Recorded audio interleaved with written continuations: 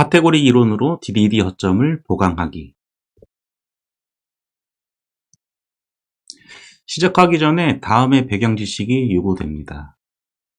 우선 카테고리 이론은 여기서 제가 간단히 설명을 드릴 거고요.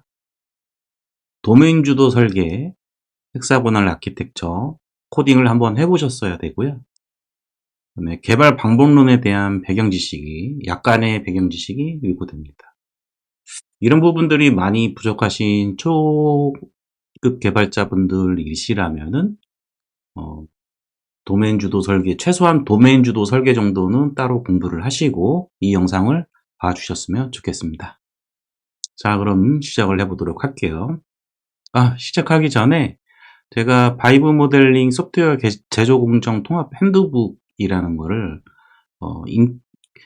인공지능이랑 이제 바이브 코딩을 진행하거나 혹은 제가 이제 바이브 모델링이라는 용어를 만들어내기도 했는데 그 부분에 대한 이제 가이드 프롬프트를 제가 만들어 놓은 게 있습니다.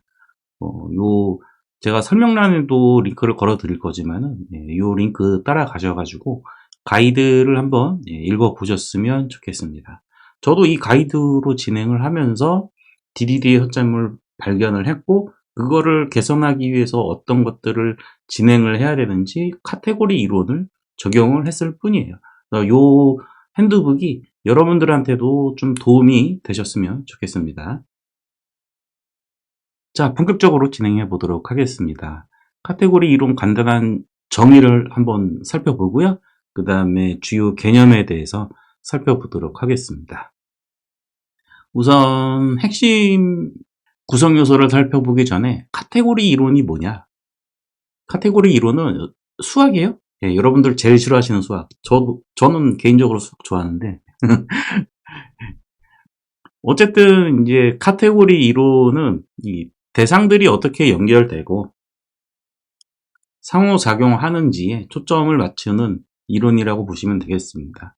그래서 카테고리 안에 어떤 속성들이 있고 이 속성들을 가지고 세계를 설명하는 그런 거라고 생각을 하시면 되고 우리말로는 범주론 이렇게 검색을 하시면 훨씬 더 우리말로 카테고리 이론에 대한 이런 수학적 증명이라든지 정의라든지 이런 것들을 그냥 찾아보실 수가 있습니다.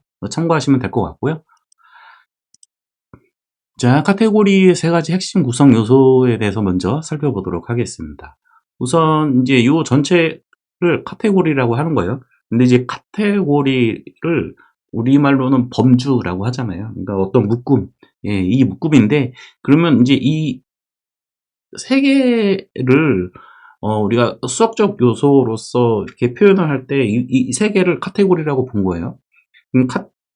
그냥 우리가 조금 더 진행하기 전에 카테고리에 대해서 조금 생각을 해보자면은 카테고리가 있으면 카테고리하고 카테고리가 있을 거고 여러 카테고리가 있으면은 또 그걸 또 건너는 커다란 카테고리도 있겠죠. 이렇게 좀 생각을 해주시면 좋을 것 같고요. 카테고리에는 우선 그 구성 요소가 오브젝트라는 것이 있습니다. 오브젝트. 얘를 이제 용어를 오브젝트라고도 표현하고 점, 우리말로 점, 이렇게 표현을 실제로 합니다. 이런 대상들이 카테고리 안에는 여러 가지가 있을 겁니다. A라는 오브젝트, B라는 오브젝트, C라는 오브젝트가 있을 거고요. 그 다음 구성 요소로서는 사상이라는 것이 있습니다. A라는 오브젝트에서 B라는 오브젝트로 여기 사상, 모피즘이라고 돼 있잖아요.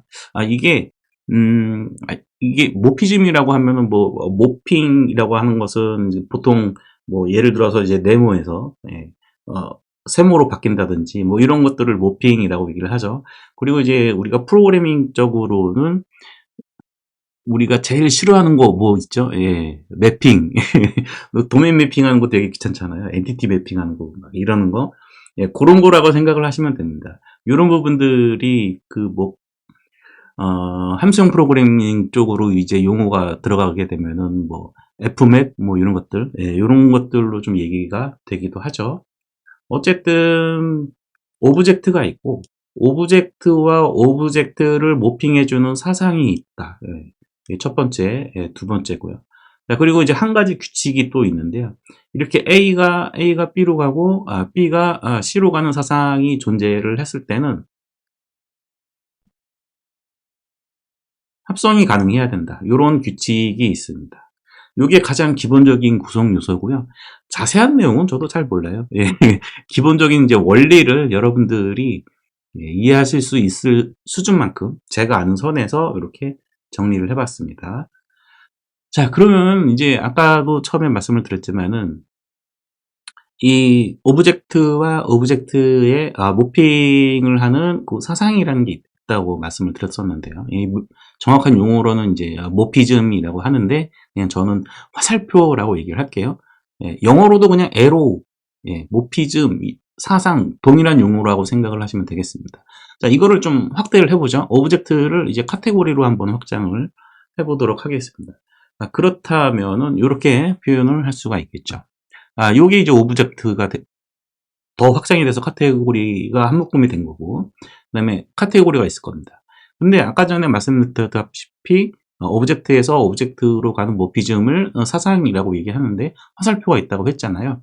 네, 그래서 조금 더 이제 큰 범위 내에서 카테고리까지 이제 확장을 이렇게 했을 때, 그때 모피즘, 사상을 다른 용어로 씁니다. 함자라고 하고 영어로 더 많이 사용이 돼요. 예, 펑터라고 얘기를 합니다. 그래서 이 펑터는 한 카테고리에서 다른 카테고리로 매핑하는 일을 하게 됩니다. 그런데 이 펑터의 특징은 뭐냐면 아까 전에 이제 카테고리 내에 이렇게 점 있고 얘가 사상이라고 얘기했잖아요. 근데 카테고리에서 카테고리로 모피즘을 할 때에는 이 카테고리 내부에 있던 개별 사상까지도 보존이 된다라는 뜻인 것이 굉장히 중요한 개념이라고 볼 수가 있겠습니다. 이런 오브젝트뿐만이 아니라 화살표까지도 보존이 된다라는 걸 여러분들이 잘 생각을 하고 계시면은 우리가 프로그래밍을 할 때 메서드를 함수는 사이드 이펙트가 없어야 된다. 상태를 가지지 말아야 된다. 다 똑같은 말입니다. 이것도 카테고리 이론에서 이 사상도 보존한다라는 뜻이 바로 이 펑터하고 관련이 있는 것이기도 합니다. 자, 다음으로는 자연 변환에 대해서 조금 살펴보도록 할게요. 이 내용을 조금 깊게 저도 이제 공부를 했으면 좋겠는데, 어쨌든 이제 이렇게, 그냥 수박 겉핥기 식으로 공부를 해서 자세하게 설명은 힘들지만은 그 개념은 좀 설명드릴 수 있을 것 같아요.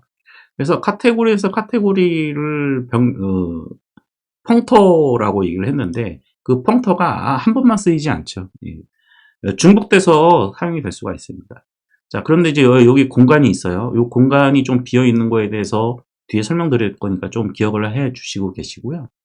그래서 자연 변환이라고 하는 것은 이제 함자와 함자 사이의 관계에서 이 함자에서 이 함자로 넘기려면은 우리가 좀 생각을 해볼까요? 함수라고 생각하죠, 그냥. 네, 함수고, 함수의 리턴 값이, 그 다음에 실행될 함수의 인풋 값으로 들어간다라고 생각을 한다면, 이 타입은 같아야 되겠죠.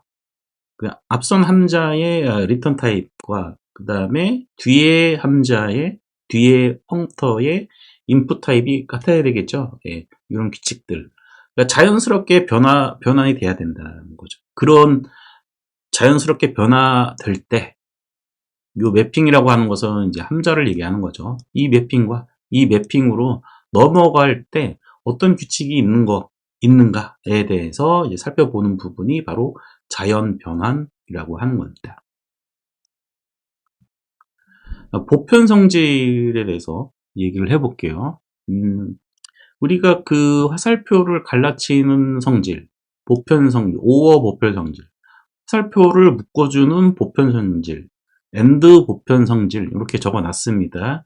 그래서 이 보편 성질이 뭐냐? 아까 전에 제가 펑터와 펑터가 이제 합성이 되려면은 가운데 타입이 같아야 된다고 했죠. 그런 표준 타입을 정의하는 규칙이 존재하는데 이 규칙을 크게 두 가지로 나눠보면은 엔드 보편 성질하고 오어 보편 성질로 구분을 할 수가 있습니다. 그래서 오어 보편 성질을 합 타입이라고 얘기를 하고요.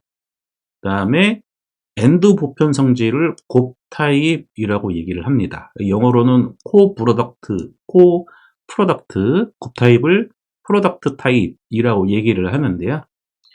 코 프로덕트라는 용어보다는 썸 타입이라는 용어를 더 많이 사용을 합니다. 그래서 합 타입, 곱 타입 이렇게 사용을 하는 것이죠. 좀 더 상세하게 이제 합 타입하고 곱 타입에 대해서 좀 살펴볼게요. 합 타입은 카테고리가 하나 있어요. 근데 펑터를 통하면은 얘가 두 개로 분리가 돼 버려요. 이거를 바로 합 타입 이렇게 보시면 되겠습니다. 뭐 번외로 우리가 자바에서 실드 인터페이스, 실드 클래스를 사용을 하면은 이 펑터 합 타입을 표현하는 그런 테크닉으로도 활용을 하실 수가 있습니다. 뭐 예를 들자면은 이제 이런 거죠. 여기에 우리가 이제 컨트롤러 있죠. 컨트롤러가 이렇게 있는데 이 컨트롤러가 처리를 한 다음에 리턴을 넘을 때 성공하면은 이 카테고리로 리턴하고 뭐 석세스라는 카테고리로 리턴을 해주고 그 다음에 실패를 하면은 fail이라는 카테고리로 리턴을 해주고 이렇게 분리가 돼 보잖아요. 그래서 그 결과 값이 서로 상호 베타적이죠. 이게 오어의 특징이기도 하죠. 서로 베타적이라는 부분 합쳐지지 않죠. 이거 아니면 저거. 그래서 그 카테고리 이론에 이렇게 쭉 보다 보면은 뭐 이더 그 다음에 불림 이런 것들이 이렇게 나눠지는 케이스거든요. 그런 타입들을 좀 알고 계시면 좋을 것 같고요.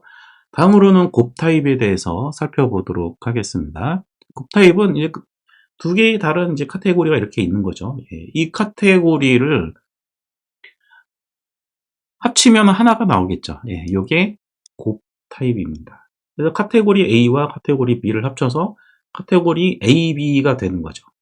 이렇게 표현을 하시면 될 것 같고, 자바, 이 채널은 이제 주로 사용하는 랭귀지가 자바니까, 자바를 생각을 해보면은, 뭐 예를 들어서, 엔티티를 하나 이제 구성을 했는데, 엔티티가 단순히 스트링, 인티저, 이런 식으로 구성이 되는 게 아니라, 아이디는, 아이디의 엔티티, 타입으로 선언을 할 수가 있겠죠. 그러면은, ID 엔티티 타입과 그냥 엔티티 타입 두 개를 합쳐서 A, B를 만들어낸다면은, 요 A는 ID 타입의 필드 속성이 될 거고, 그 다음에 나머지는 엔티티에 있는 나머지 필드들에 대한 타입들은 그냥 그대로 가져와서 합치는, 이런 식의 코딩이 이루어질 수 있겠죠. 이 예제도 이제 맨 끝에 가면은 제가 코드 리뷰를 할 텐데, 그때 또 보여드리도록 하겠습니다.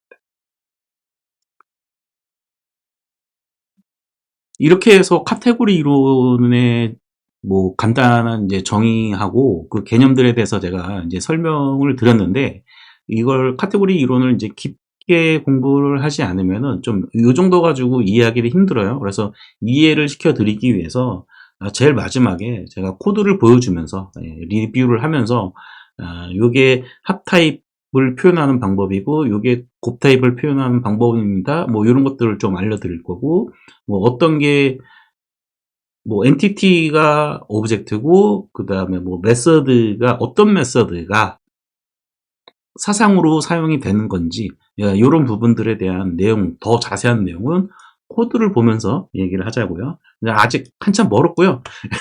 이제 두 번째 모델 기반 설계의 구성 요소하고 DDD의 허점에 대해서 한번 얘기를 해보도록 하겠습니다. DDD에 보면은 앞부분에 나오는 내용 중에 하나가 뭐냐면은 DDD로 뭔가 이제 설계를 하기 위한 이제 전처리 배경 조건들에 대해서 먼저 설명을 하거든요. 뭐 유비쿼터스 랭귀지, 그다음에 레이어드 아키텍처, 뭐 이런 부가적인 설명을 한 다음에 그 다음 장에 뭐가 나오냐면은 모델 드리븐에 대한 내용이 나오고, 이 모델 드리븐과 관련, 모델 드리븐 디자인에서의 구성 요소에 대해서 뭐 엔티티, 밸류 오브젝트, 서비스 뭐 쭉쭉쭉 설명을 합니다. 자, 그런데 이제 제가 이렇게 바이브 모델링 기법을 이용을 해가지고, 개발 코딩을 이제 바이브 코딩까지 이제 도전을 하고 있는 상태인데, 쭉 진행을 하다 보니까 어떤 허점이 보이기 시작을 했어요. 자, 그래서 이제 그런 부분들에 대해서 이제 정리를 한 거고, 모델 기반 설계에 우선 구성 요소를 조금 먼저 살펴보고, 그 구성 요소 중에서 하나가 좀 문제가 있거든요. 그게 왜 문제가 됐는지에 대해서 설명하는 시간을 가져보도록 하겠습니다. 우선 모델 기반 설계의 구성 요소를 한번 살펴보도록 하겠습니다. 자, 모델이라고 하는 것을 저는 이제 카테고리로 표현을 했고, 여기에 나온 애들은 뭐죠? 카테고리 이론으로 설명을 하면은 오브젝트죠. 닷, 점. 네, 네.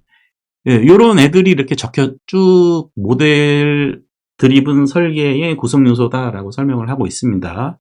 이거 출처 있는 내용입니다. 네.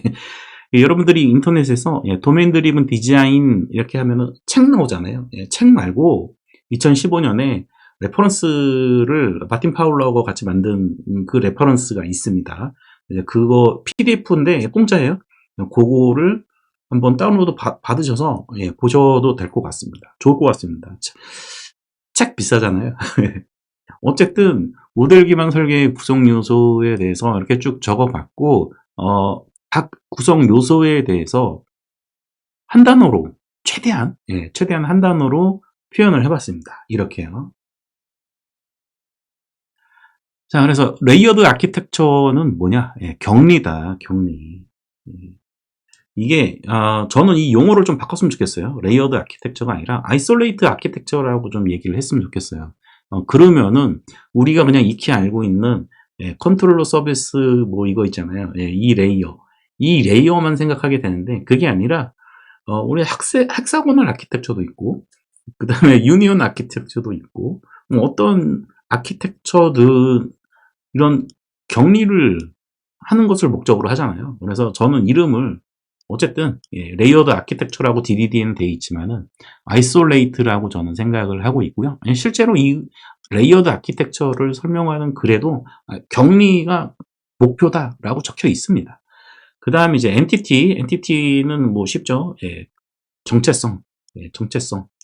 그 다음에 여기 수명을 적어놨는데, 실질적으로 수명은 아니고, 이 엔티티, 혹은 엔티티들을 이제 모은 것들이 어그리게이트가 되겠고, 서로 모듈로 경계가 나눠졌을 때, 이 참조하는 게 어그리게이트 루트의 아이디만 사용하라, 이렇게 돼 있죠. 네.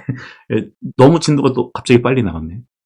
자, 어쨌든 그 어그리게이트가 이제 바로 엔티티들의 집합이고, 이게 응집력을 위해서 모듈로 표현이 됐을 때, 여기에 이제 루트가 필요한 거죠. 루트의 아이디만으로 모듈 간에 통신을 해야 되는 거죠. 그리고 이제 리파지토리하고 팩토리가 있는데, 책에는 이 구성 요소로서 이 부분이 잘 안 드러나요. 원본 책에는. 근데 요 레퍼런스에서는 아예 구성 요소를 하고 이렇게 따로 모아놨더라고요. 책보다는 요 레퍼런스가 훨씬 더 이해하기 좀 쉽다고 저는 보고, 어쨌든 이 리파지토리와 팩토리는 엔티티 또는 이제 저는 어그리게이트 루트라고 보통 AR이라고 하거든요. 그래서 AR의 생명주기를 관리하는 요소들이라고 보시면 되겠습니다.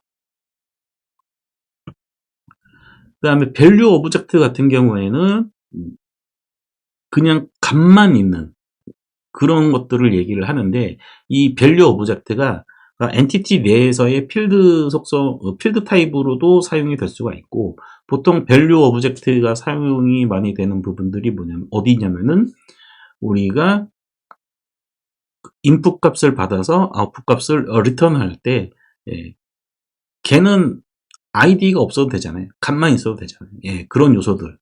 예, 그런 것들이 VO로 많이 표현이 되고, 그 다음에 이것들이 외부에 데이터를 전달하는 용도로 사용이 된다? 그러면은 뭐라고 그러죠?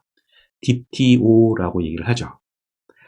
그리고 이제 초창기 DDD 체계에는 없었던 내용들이 바로 도메인 이벤트입니다. 이 이벤트가 이 레퍼런스에 들어오면서 추가적으로 도입된 개념이라고 보시면 되겠고요.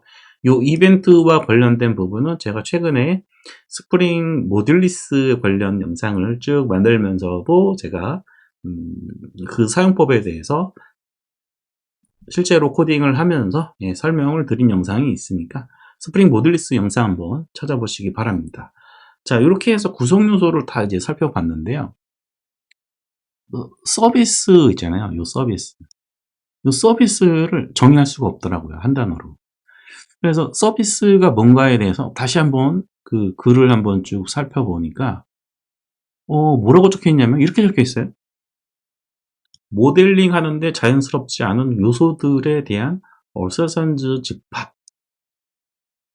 그럼 어서션즈 집합은 뭐냐? 개혁과 불변식을 정의하는 거를 어서션즈라고 하고 얘네들의 집합을 서비스로 표현을 해야 된다라고 돼 있어요. 그래? 나는 모델이라는 카테고리 내에서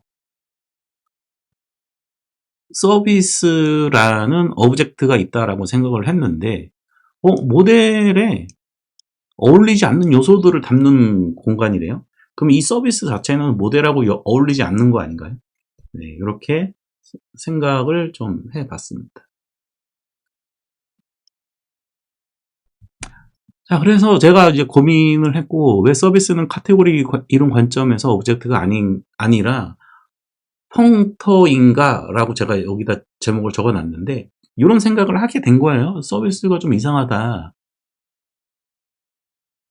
그래서 카테고리 이론하고 조금 접목을 시켜보니까, 카테고리 이론에서는 이제 오브젝트, 그 다음에 모피즈, 네, 이런 걸로 이제 기본적으로 구성이 되어 있고, 그 다음에 한 가지 구성 요소가 더 있었죠. 합성, 예, 합성까지. 자, 그런데 이제 DDD에서 말하는 서비스 있잖아요. 이 서비스가 너무 크다 이거예요. 너무 커. 그러니까 단순히 그냥 모피즘으로서만 그냥 단순히 상태를 갖지 않는 함수, 사이드 이펙트를 가지 않는 함수로서만 사용이 되는 게 아니다라고 생각을 한 거죠. 그래서 우리가 카테고리 이론에서 보면은 카테고리에서 카테고리로 가는 게 펑터라고 얘기했잖아요.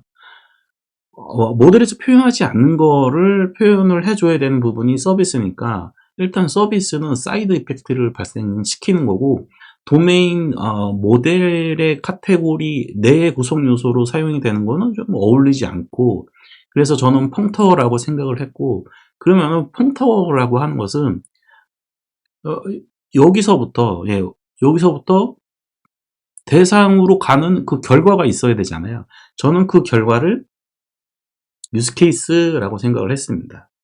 자, DDD에서는 여기 도메인 모델이라고 얘기를 했지만은 실제로는 도메인은 빠지고 모델 드리븐 설계라고 돼 있어요. 그래서 모델 중심으로 설계가 가는 그 범주, 그 카테고리, 그거를 도메인 모델 카테고리로 저는 봤고 모델 카테고리로 본 거죠. 그리고 더 필요한 것이 유스 케이스 카테고리를 갖는 별도의 카테고리가 필요하다라고 생각을 했어요. 왜냐? 서비스가 펑터로서 역할을 하기 때문에 충분히 모델 범주 안에서 빼내서 얘를 펑터로 인정을 하고 이 펑터로서의 서비스를 활용을 한다면은 타겟 범주, 유스 케이스 카테고리를 모핑하는, 그쵸? 모핑하는 그런 역할을 할 수 있을 거다라고 생각을 했습니다. 그래서 저는 카테고리 이론 관점에서 서비스는 오브젝트가 아니라 펑터다 라고 생각을 했습니다. 뭐 쉬운 말로는 점이 아니라 화살표다. 그래서 도메인의 논리적 화살표들을 실제 시스템이 되는 거죠. 실제 시스템, 유스케이스. 화살표로 제가 계속 강조를 할 겁니다. 구조를 유지하며. 그러니까 모델 카테고리에 있는 점들이 있죠. 그 다음에 화살표들이 있죠. 얘네들을 그대로 유지하면서 유스케이스 카테고리에 맞게 중간 펑터로서의 역할을 해주는 게 서비스다. 그래서 코딩 자체가 이제 달라져야겠다라고 생각을 했습니다. 우리가 그냥 컨트롤러 서비스 리파지토리 이런 레이어 구조에서 서비스는 도메인 로직을 구현하는 부분이라고 저는 그동안 코딩 해왔고, 대부분의 사람들이 그렇게 생각을 하고 있죠. 아니라는 거죠. 그게 어떻게 아니게 되는지 뒤에 가서 설명을 드리게 될 겁니다. 그래서 서비스에 대해서 제 해석을 조금 해봤습니다. DDD에서 이제 서비스를 정의를 할 때, 서비스 컨트랙트. 모델에서 표현하지 못하는 부분들이 외부에 있기 때문에 이 외부에 있는 거랑 계약을 맺는 것이 굉장히 중요하다라고 강조를 하고 있거든요. 그거를 카테고리 이론 측면에서 해설을 해보자면은 얘는 합성, 아까 제가 계속 강조하고 있죠. 도트, 점도 유지를 해야 되지만 점과 점의 모핑 관계인 사상도 유지가 보존돼야 된다로 저는 해설을 할 수가 있었습니다. 자, 서비스 정의를 살펴보면 이제 어서션즈라는 단어가 나와요. 그래서 어서션즈가 뭔지 한번 좀 살펴보자면 어렵게 생각할 필요 없이 그냥 저는 도메인에서의 어서션은 그 사상이다. 카테고리 이론에서 얘기하는 사상이다. 그리고 합성도 가능해야 되고 당연한 얘기겠죠.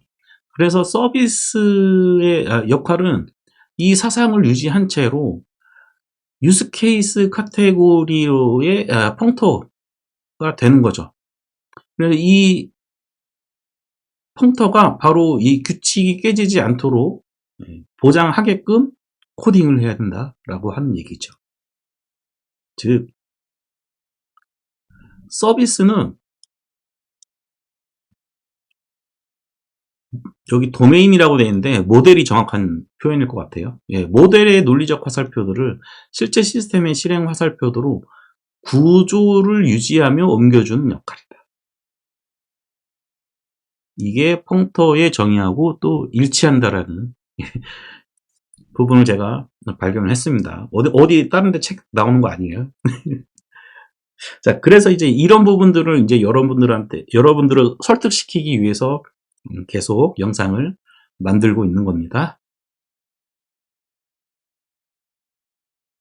자, 뭐 어떻게 보면은 결론이죠. 유스케이스 모피즘으로서의 서비스가 단순히 행위자가 아니라 컨텍스트의 전환, 그러니까 모델이라는 컨텍스트가 있을 거고 유스케이스라는 컨텍스트가 있을 거고 그 사이에 펑터로서의 서비스가 존재하는 거죠. 이런 역할을 해야 된다는 거예요. 비즈니스 로직이 서비스에 들어가는 게 아니라는 거죠. 자, 뭐 계속 설명드리고 있지만 모델이죠. 모델 카테고리의 상태. 그 다음에 출력은 여기 새로운 도메인 상태하고 외부 사이드 이펙트죠. 사이드 이펙트가 되는 건 요거는 바로 유스케이스라는 카테고리로 가기 위한 사상, 펑터, 모피즘, 매핑이라는 거 하는 거죠. 요거만 보면은 그러면은 서비스가 뭔가 매핑을 하기 위해서 코딩을 굉장히 많이 해야 될 것 같은 그런 느낌이 여러분들 스물스물 올라오시죠? 실행 가능한 계약으로 변환하는 사상.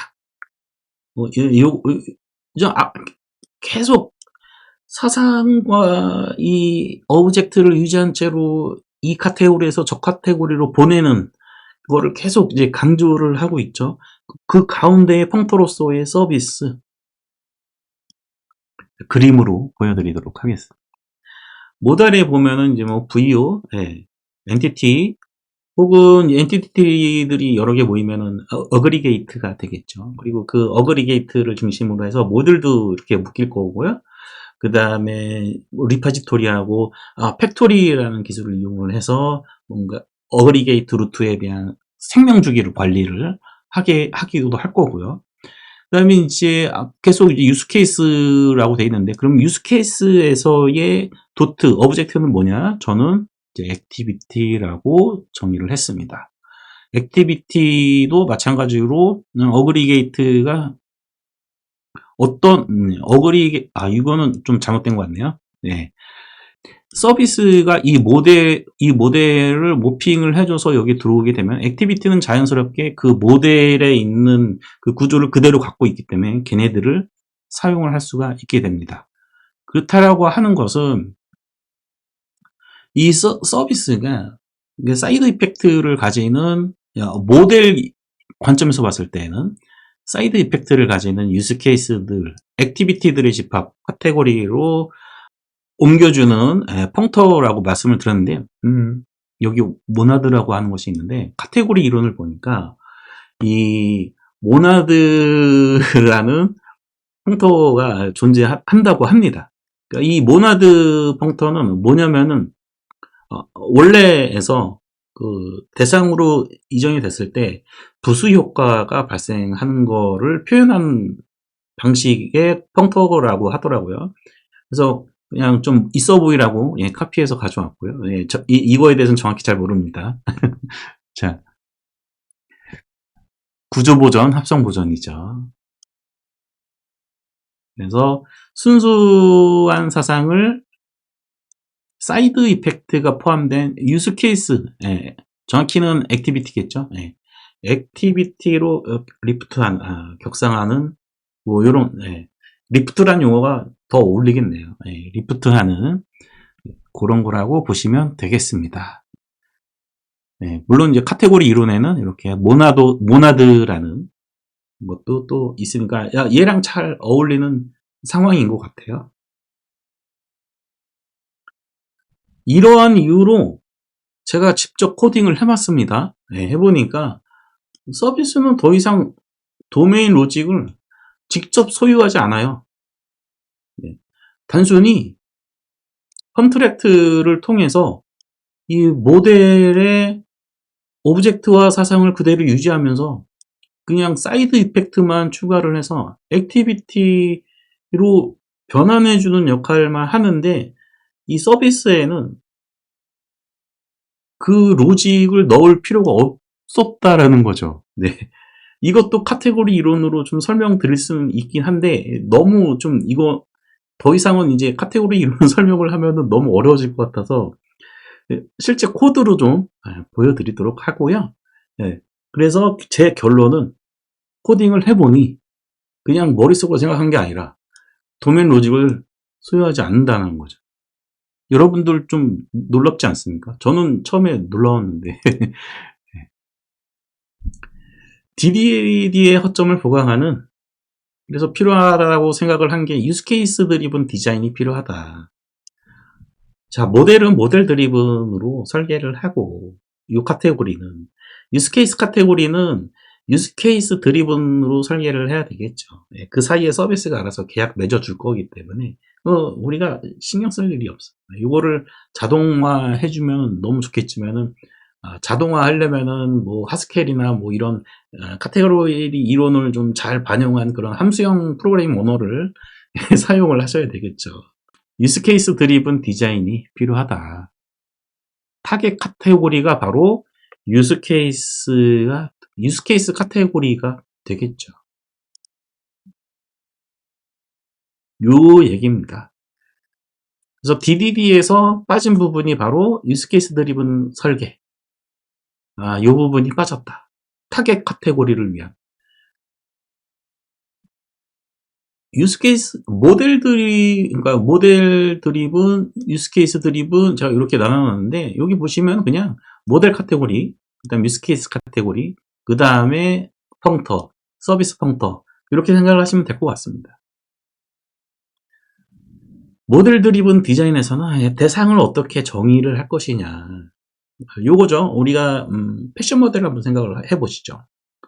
모델, 뭐 남자 모델이든 여자 모델이든 모델 세워놓고 옷 입혀가면서 옷이 색깔을 어쩌고 저쩌고 뭐 비율은 어쩌고 저쩌고 뭐 이런 속성들에 대해서 어떻게 정의할 것인가 이런 부분에 집중을 한다라고 하는 거고요. 그 다음에 이제 유스 케이스 드리븐은 이제 모델에서 타겟 대상이 되기 때문에 그거만의 또 유스 케이스 설계 기법을 이용을 해서 이제 설계를 할 때 중점을 줘야 될 거는 어떤 변화가 일으키고 나가는지에 집중을 해야 된다라는 얘기고요. 이거를 이제 아까 말씀드렸던 패션 모델에 좀 접목을 시켜보자면은 이제 옷을 다 만들었어요. 이 모델에다가 옷을 다 입혀놨어요. 입혀놨는데 모델에 왜 옷을 입혔는지에 대한 부수 효과가 몇 가지가 있습니다. 그냥 모델 옷 입혀놓고 사진 찍기 위해서 이게 유스 케이스 하나가 될 수도 있겠죠. 그 다음에 패션쇼 같은 데 보내가지고 워킹을 시키는 유스 케이스도 있을 것이죠. 하지만 모델은 바뀌지 않죠. 그렇죠. 모델은 그대로 유지한 채 사진만 찍을 수도 있고 패션쇼에서 행위를 할 수도 있죠. 저는 이런 부분들을 이제 액티비티라고 했던 거죠. 자, 밑줄 한번 긋고요. 다음 페이지로 넘어갈게요. 자, 그래서 개발 공정을 잘 활용을 하면은 이게 모델 프로세스, 모델 설계를 위한 프로세스, 그다음에 유스 케이스를 설계하기 위한 프로세스, 얘네들을 그러면 따로 가져가야 되느냐? 그럴 필요는 없다라는 거예요. 제가 느낀 부분은 개발 공정을 잘 활용하면은 설계 프로세스를 모델 드리븐, 유스 케이스 드리븐 따로 가져갈 이유는 없습니다. 자, 우선 이제 그 부분을 제가 먼저 좀 강조를 드리고 유스 케이스 드리븐으로 설계를 할 때의 요소들을 몇 가지 좀 생각을 해봤어요. 한 3가지 정도. 많지 않습니다.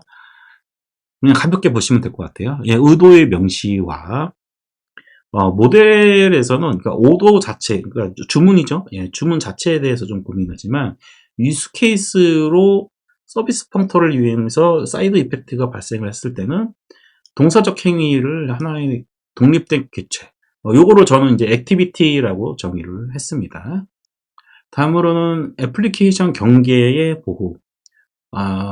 정확하게 말씀을 드리자면은 모델의 보호라고 보시는 게 훨씬 더 좋을 것 같습니다. 다음으로 시나리오 기반이라고 하는 거죠. 유스 케이스, 아까 전에 제가 패션 모델에 대해서도 좀 설명을 드렸지만은 모델은 그대로 있어요. 불변이에요. 그렇지만은 어떤 행위를 할 것이냐, 어떤 액티비티를 할 것이냐에 따라서 달라지기 때문에 시나리오 기반으로 이런 불변식을 관리를 할 수 있다라고 하는 것이죠. 자, 마지막으로 왜 DDD만으로 부족했는가에 대해서 한번 정리를 해보도록 하겠습니다.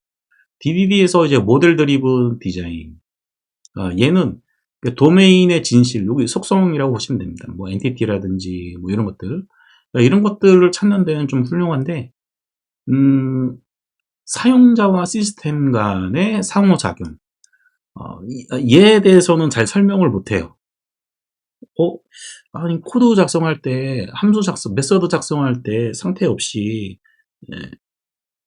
항상 인풋 값이 같으면은 아웃풋 값이 같도록 사이드 이펙트가 없는 함수를 작성하라고 했는데 실제로는 사이드 이펙트가 많이 발생되는 비즈니스 로직을 코딩하고 있거든요. 그런 부분에 대해서 그동안 저도 개인적으로 많이 의문을 가졌었고 이걸 어떻게 해결해야 되나 라고 지속적으로 좀 고민을 해왔던 게 사실이죠.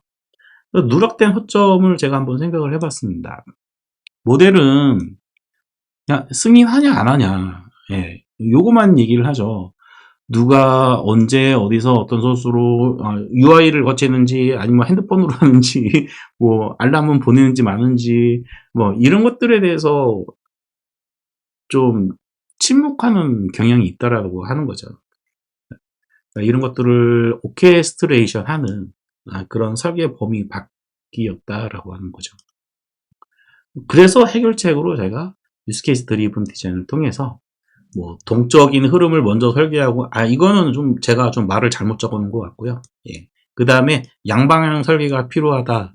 예. 이런 것도 제가 해결책이라고 적어놓긴 했는데 그냥 이해하기 쉬우시라고, 모델 카테고리가 있고 유스케이스 카테고리가 있고 그 카테고리가 다르기 때문에 설계하는 방식이 다릅니다. 다르니까 DDD에서 빠진 부분이 유스케이스 드리븐 디자인입니다 라고 말을 하고 싶었던 거지, 또 얘를 어떻게 효율적으로 양방향으로 서로 얘기해 가면서 설계를 어떻게 해야 되고 더 복잡해지는 거 아니냐라고 생각하시는 분들도 분명히 계실 거예요. 저도 그렇게 생각을 했고, 하지만은 DDD에서 책을 이렇게 좀 꼼꼼하게 보면은 이 모델 설계에 참여하는 개발자는 그 모델을 구현할 수 있어야 된다라고 적혀 있거든요. 예. 그런 부분들을 좀 강조하고 싶은데 적은 이 부분은 조금 부족한 것 같네요. 네. 어쨌든 여러분들 감각적으로는 좀 저 이해하시죠?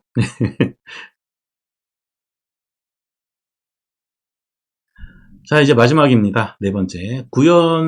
이런 허점을 복원하는 상황들에 대해서 실제로 제가 개발 공정을 이제 반영을 해서 그 개발 프로세스에 따라서 쭉 진행을 하게 되면은 유스케이스 드리븐이라든지 모델 드리븐 그런 설계 기법들이 자연스럽게 연결이 되면서 작성을 할 수 있게끔 공정이 구성이 될 것을 한번 보여드릴 거고요. 그 다음에 실제로 서비스에 비즈니스 로직이 들어갔는지 안 들어갔는지, 네, 안 들어간다라고 제가 말씀을 드렸었는데, 그 부분이 정말로 안 들어가지는지, 코딩한 그 소스를 한번 쭉 살펴보면서 코드 리뷰를 진행을 해보도록 하겠습니다. 소스는 제가 GitHub에 올려놨으니까요. 여러분들이 나중에라도 클론 받으셔서 제가 리뷰한 부분을 한번 살펴보시면 좋을 것 같습니다. 자, 그러면은 코드로 넘어가 보도록 할게요. 제가 코드 리뷰할 때 이제 두 가지에 대해서 중점적으로 진행을 할 건데요. 첫 번째로는 카테고리 이론으로 유스케이스 디자인도 필요하다라는 것은 알았어요. 알았는데, 그러면 우리가 그 모델 드리븐 디자인 설계하는 거랑 이거를 이제 분리를 해서 해야 되냐? 그렇지, 그럴 필요가 전혀 없다라는 거죠. 저는 이제 그 방법을 이 공정에서 찾았습니다. 공정에서. 그래서 제가 만든 이제 공정이 1단계부터 5단계로 쭉 진행이 되게 되고요. 첫 번째로는 이제 애플리케이션 패키지에 유스케이스를 분석을 해서 액티비티들을 추출해내는 거를 우선적으로 진행을 합니다. 그러면은 그 액티비티들을 분석을 하다 보면은 모델들이 자연스럽게 나오게 되고요. 그리고 나서 이제 인프라 부분, 그 다음에 API 부분이 이제 4단계, 5단계로 넘어가게 되는데, 제가 살짝 3단계를 뺐죠. 3단계를 뺀 이유가 뭐냐면은, 3단계는 좀 작업이 복합적으로 좀 진행이 되기 때문에, API에서 이제 서비스를 만들게 되는데, 이 서비스는, 펑터로서의 역할을 하기 때문에, 프로그래밍 용어로 좀 따져보자면은, 퍼사드, 퍼사드의 역할을 하게 됩니다. 화면이 너무 작군요. 키우겠습니다. 파사드의 역할을 하게 됩니다. 자, 그렇게 되기 때문에 이 포트가 이 액티비티들을 실제로 이제 구현을 할 때 모델을 이용해서 구현하기 때문에 다시 이 서비스를 작성을 하다 보면은 애플리케이션의 액티비티들을 실제로 구현하는 구현 클래스들을 작성을 해야 되죠. 여기에 비즈니스 로직이 들어가게 됩니다. 자, 요런 흐름을 여러분들이 좀 기억을 하고 계시면 좋을 것 같아요.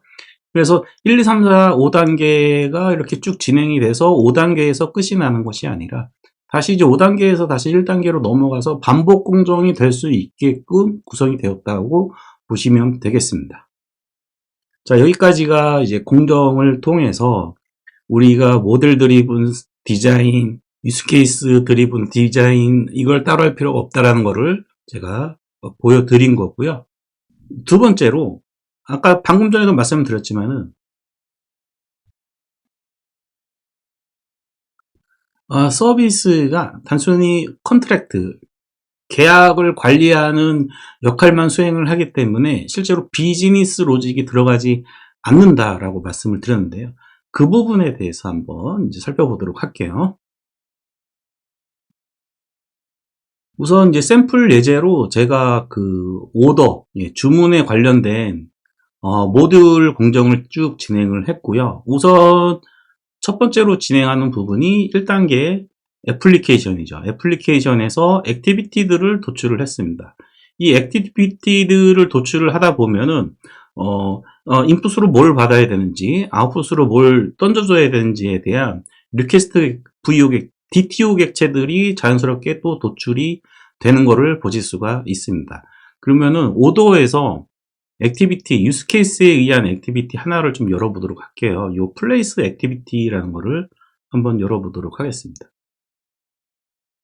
플레이스 액티비티를 열어보면은 이제 실제로 주문하는 거를 실행하는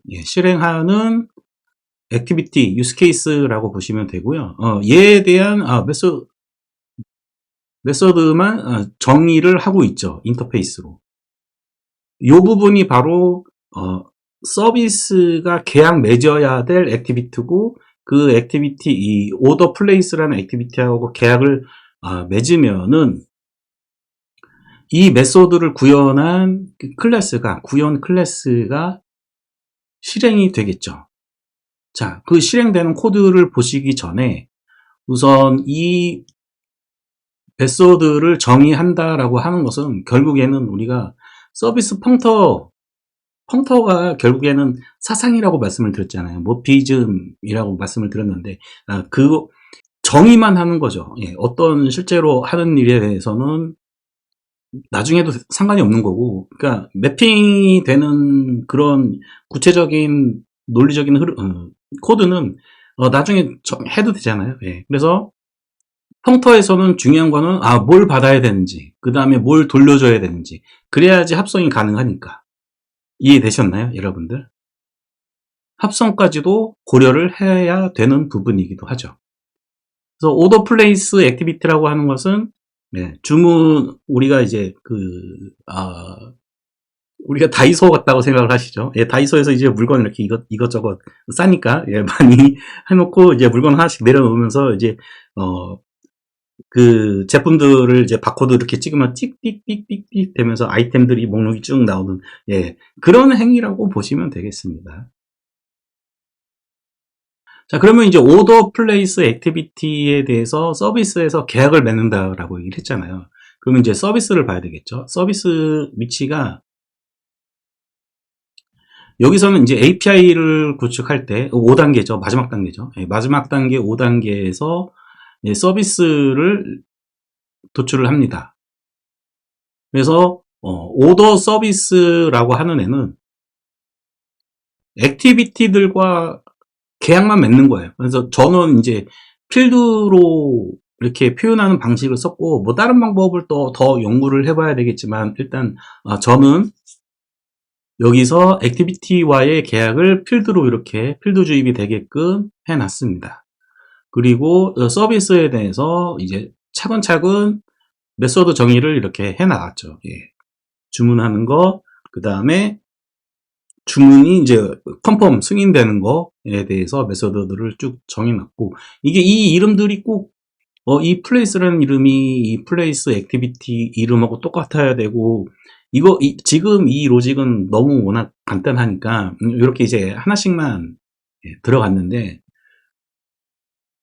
이런 계약을 맺어주는 게 서비스의 역할이라고 하는 거죠. 그러니까 서비스는 모델의 그런 이제 사상이나 뭐 이런 것들을 보존하고 액티비티에 넘겨줘야 되는 건데, 그러면은 그 보존한 거에 대한 실제 구현 로직, 어떻게 보면은 이제 유스 케이스에 기반한 액티비티의 비즈니스 로직이 되겠죠. 그렇기 때문에 모델에서는 비즈니스 로직이 위치하지 않고 액티비티에 위치를 하게 됩니다. 비즈니스 로직이 모델에 대한 구성 요소로서의 코딩을 해야 될 대상이 아니냐라고 생각을 하실 수도 있지만, 우리가 카테고리 이론에서 또 이렇게 찾아보면은 선 처리를 하는 그런 펑터가 있고 후 처리를 하는 또 펑터가 있거든요. 합성을 할 때. 그런 개념까지는 제가 좀 너무 어려워서 설명을 좀 안 하고 있는데, 어쨌든 저는 이제 그 선택을 후처리하는, 그러니까 받는 쪽에서 처리를 하는 액티비티에 비즈니스 로직을 넣으면 되겠다. 모델 요소들을 이용을 해서. 이렇게 생각을 했고, 그래서 실제 액티비티에 대한 이제 구현체를 한번 보도록 할게요. 액티비티 구현체는 제가 애플리케이션 쪽에 1단계죠. 1단계. 액티비티 정의한 곳에 서브 패키지로 인풀이라고 넣어놓고 여기 안에다가 모아놨습니다. 이 방법은 조금 더 한번 고민을 해봐야 될 것 같아요. 어쨌든 네, 이제 구현체를 한번 보도록 하겠습니다. 구현체를 보면은 요거 하나인데요. 우선 첫 번째로 이제 모델의 어그리게이트를 이용을 해서 객체를 생성을 합니다. 이게 바로 모델 드리븐 디자인에서 얘기하는 팩토리죠. 팩토리. 생명주기 관리. 그래서 DDD의 모델 드리븐 디자인에서 객체의 생명주기를, 그러니까 엔티티의 생명주기를 관리하는 요소, 구성 요소가 세 가지가 있었죠. 어그리게이트, 그 다음에 어그리게이트의 핵심이 되는 어그리게이트 루트 AR이 있고, 그 다음에 이 어그리게이트를 생성하는 객체의 팩토리가 있고요. 그 다음에 어그리게이트의 데이터를 저장하는 리파지토리가 있습니다. 자, 그래서 그 생명주기에 의해서 오더라는 어그리게이트 루트를 생성을 하고, 그 다음에 인풋 받은 거를 세팅을 해주죠. 얘네들을 이용해서 객체를 생성을 한 겁니다. AR을 생성을 한 거죠. 그리고 나서 이제 추가적으로 필요한 조치가 필요하면은 모델에 있는 리파지토리를 붙이는 그 작업을 이용을 해가지고 이렇게 추가 작업을 해주고요. 그 다음 최종적으로 세이브를 하죠. 이렇게 하면은 모델에서 사용되는 엔티티의 생명주기를 관리하는 요소들을 그대로 이용한 거죠. 그대로 이용하고 그거를 액티비티에 이렇게 표현을 하는 거죠. 자, 어떻습니까, 여러분들? 서비스의 로직이 들어가나요? 서비스의 로직이 하나도 안 들어가죠. 자, 이렇게 이제 개발 공정을 이용해서 우리가 모델 드리븐 디자인, 유스케이스 드리븐 디자인, 이걸 따로 구분할 필요가 없다라는 걸 제가 설명을 드렸고, 두 번째로 서비스에는 비즈니스 로직이 들어가지 않는 코드 예제를 보여드렸습니다. 자, 이제 부가적으로 제가 이렇게 코딩을 하면서 느낀 부분들을 좀 얘기를 해보려고 하는데요. 우선 이제 모델 설계를 할 때 어그리게이트 루트 있죠. 오더를 한번 볼게요. 얘가 어그리게이트 루트인데요.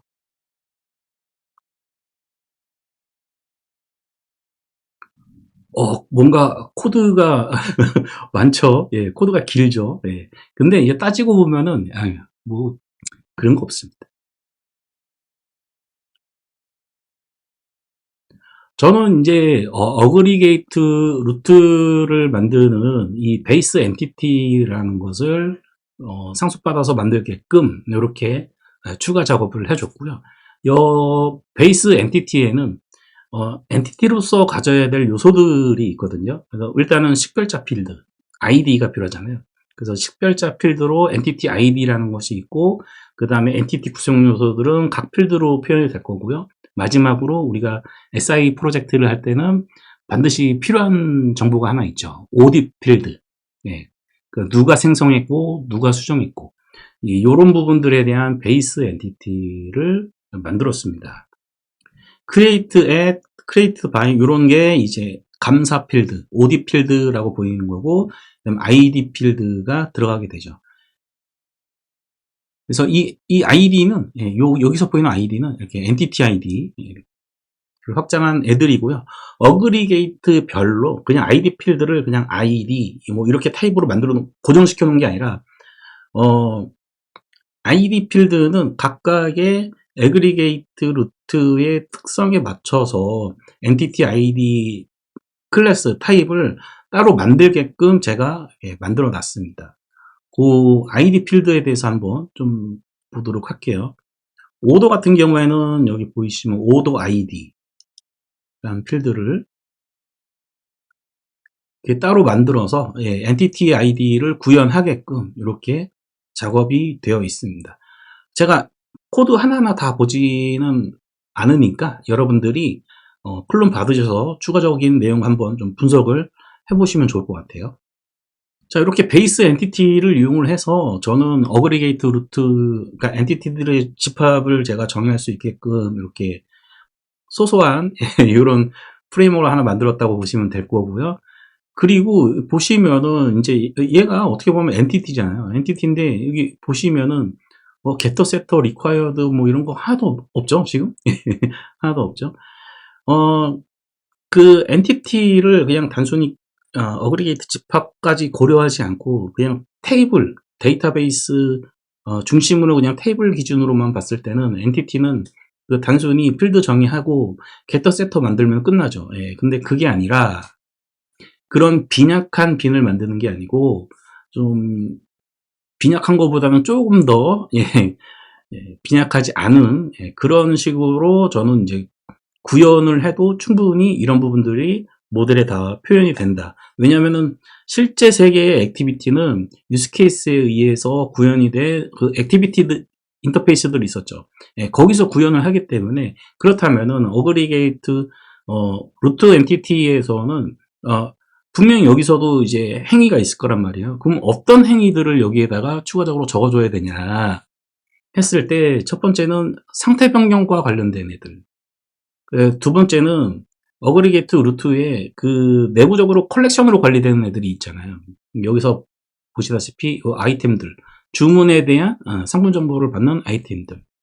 그러니까 이런 부분에 대한 행위들을 이 어그리게이트 루트를 그냥 빈약하게 만들지 말고 추가적으로 메서드로 기능을 제공을 해준다라는 거죠. 그럼 얘네들은 모델의 사이드 이펙트를 발생시키지 않는 불변의 이런 사상들, 모피즘들을 들고 액티비티 쪽에서 얘네들 이용해. 그다음에 규칙 이런 것들도 이제 여기 코드에 들어가게 되는 거죠. 쭉 읽어보면은 DB에서 읽어올 때 생성자를 이용해서 가져온 부분도 추가적으로 기능이 들어간 거고요. 이런 부분은 이제 모델 내부에 의해서 되는 거고, 아이템을 추가할 때는 이 메소드를 써. 승인할 때는 승인 이런 규칙들 있죠. 주문 초기 상태일 때만 확정이 컨펌이 가능하다. 이런 룰들에 대한 정의. 그 다음에 리스트로 넘겨줄 때 실제로 격리해야 될 부분들이 가장 중요한 부분들이 이제 이런 리스트로 된 애들을 이렇게 어그리게이트 루트 외부로 이렇게 보내줄 때 그냥 이런 불변으로 넘겨주지 않으면은 이 어그리게이트가 살아있는 상태에서는 이게 값이 변경이 되면 안 되잖아요. 그런 것들을 액티비티 쪽에서 구현을 할 때 조심해야 될 부분들을 여기에다가 미리 이렇게 쫙 정의를 해 둔 거라고 보시면 되죠. 그 다음에 이제 토탈 마운트 같은 경우에는 이 계산식이 이런 게 있죠. calculate to total amount 이런 메서드가 여기 이렇게 구현이 되어 있고, 그러니까 총계를 할 때는 이제 어떤 식으로 썸을 해야 되는지에 대한 정의, 이런 부분들은 바뀌는 부분이 아니잖아요. 사이드 이펙트가 없는 그런 행위들에 대해서 정의를 이렇게 어그리게이트를 빈약하게 만들지 않고 넉넉하게 만들었습니다. 액티비티에서 이 모델을 이용해서 실제 구현을 할 때는 편하게 너 생각하지 마. 내가 다 이렇게 이 사상들에 대해서 모피즘에 대해서 정의를 해놨으니 너는 내 거 이용하면 돼. 그대로 보내줬잖아요. 그렇게 생각을 하시면 될 것 같습니다.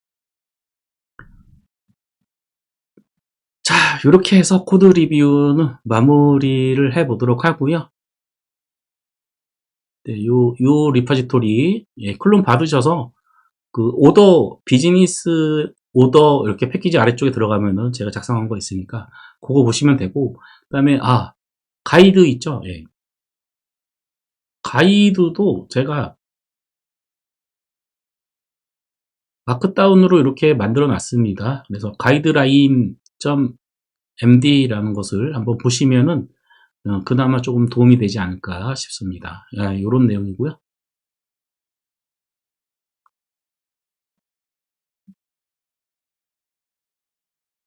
자, 이렇게 해서 카테고리 이론으로 DDD 허점을 보강하기라는 주제로 영상을 만들어 봤습니다. 그러면 다음에 만나요.